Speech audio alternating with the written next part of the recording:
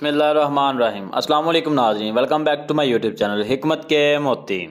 नाज़रीन, आज की इस वीडियो में हम बात करेंगे कि जो ख़वातीन के प्यूबिक हेयर होते हैं, यानी कि उनकी जो शर्मगाह है उन उसके ऊपर से उतारने का सबसे अच्छा तरीका क्या है। आप ये जानते हैं कि हमारे मज़हब में सिफ़ाई निसफ़ ईमान है और हमारी तो नमाज ही तब तक नहीं होती जब तक कि ये जो हमारे प्यूबिक हेयर हैं वो चावल से बड़े हो छोटे हों।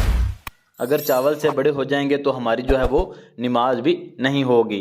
मुसलमान होने के नाते हमें इन बातों का पता होना ज़रूरी है, क्योंकि ये ऐसी बातें हमें पाकीज़ा रहने में बहुत ज़्यादा मददगार साबित होती हैं। इसके अलावा जितना बड़ा बाल होगा उसके अंदर जरासीम होंगे, उसमें आपका जो है वो पसीना फंसेगा, गर्मी आपको बहुत ज़्यादा फील होगी और उसके अलावा उस जगह पे आपको इन्फेक्शन भी होगी स्किन की। स्किन प्रॉब्लम के अलावा ये जो बीमारी है ये आपके गुर्दों तक भी पहुंच सकती है।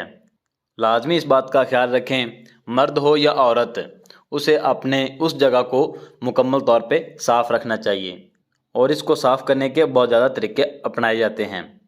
तो आइए अब हम मुकम्मल तौर पे वीडियो को आगाज़ करते हैं, लेकिन उससे पहले अगर आपने अभी तक मेरे चैनल को सब्सक्राइब नहीं किया है तो मेरे चैनल को सब्सक्राइब कर लें और बेल का आइकन जो है उसे दबा लें और वीडियो को भी लाइक कर दें। शुक्रिया।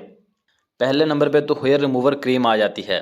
इसकी तरफ आपने कभी भी नहीं जाना, क्योंकि ये उस जगह को बहुत ज़्यादा डैमेज करती हैं।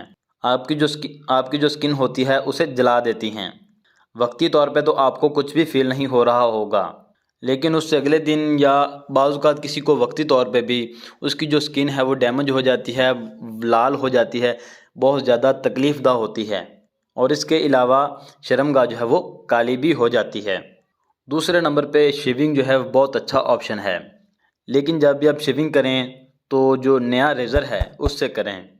यूज़ेबल रेज़र जब आप एक दफ़ा यूज़ कर लेते हैं तो कतअन दोबारा उस रेज़र को आपने कभी भी इस्तेमाल नहीं करना, क्योंकि उसमें बहुत सारे जरासीम वगैरह होते हैं जो आपके इन्फेक्शन का सबब बन सकते हैं।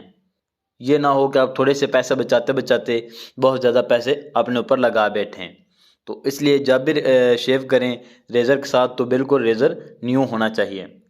रेज़र से साफ़ करने के बाद आपने अच्छी सी बैक्टीरियल ट्यूब या जो शेविंग जेल होती है आपने लाजमी लगानी है, ताकि आपको उधर कोई भी प्रॉब्लम वगैरह ना हो।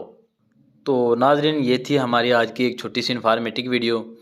तो उम्मीद है इस तरह की जो मज़ीद वीडियो है मैं आपके लिए लेकर हाज़िर होता रहूँगा, लेकिन जिस तरह मैं आपके लिए वीडियो लेकर हाज़िर होता हूँ आपने भी अपना प्यार दिखाना है और मेरी वीडियो जो भी आपको अच्छी लगे आपने उस पर कमेंट करना है। अगर मुझसे कोई कमी बेशी रह गई हो तो आपने कमेंट करके लाजमी बताना है। इंशाल्लाह ताला मैं अपनी जो खामियां हैं वो दूर करूँगा।